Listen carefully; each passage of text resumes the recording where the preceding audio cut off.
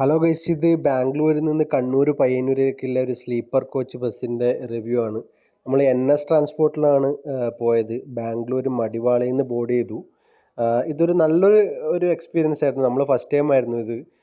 നമ്മൾ ഡബിൾ ബെഡുള്ള ഇതാണ് എടുത്തത്. അതിനകത്ത് എല്ലാ ഫെസിലിറ്റീസും ഉണ്ട്.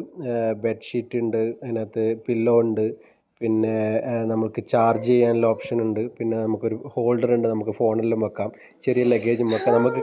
നമുക്ക് കയറി കഴിയുമ്പോൾ തന്നെ നമുക്കൊരു വാട്ടറും വെള്ളവും പിന്നെ സ്നാക്സും തന്നു.